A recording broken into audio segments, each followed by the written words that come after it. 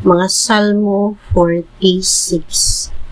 Ang Diyos mao ang atong dalangpanan ug kusog. Andam siya kanunay sa pagtabang panahon sa kalisdanan.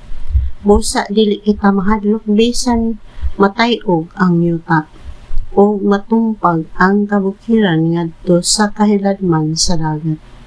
Bisan mudahunog ang dagat o magpungasi ang mga balod o ang kabungturan matay-og sa kagahog niini.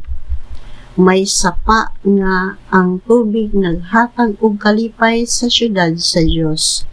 Ang balaang puloy-anan sa labing halangdon. Ang Dios anaa magpuyo niini syudara o dili gayud kini malumpag. Sa sayong kabuntagon moanha siya aron pagtabang niini.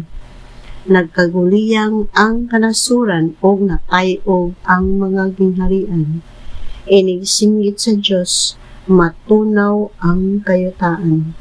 Ang Ginoo nga labing makagagahong kauban nato.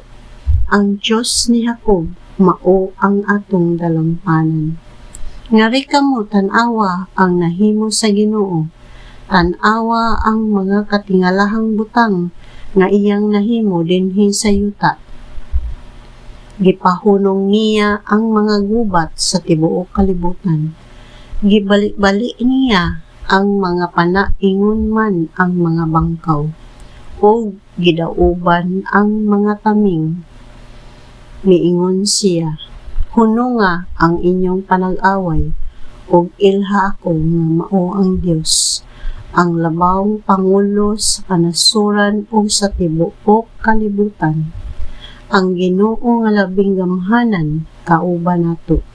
Ang Dios ni Jacob mao ang atong dalangpanan.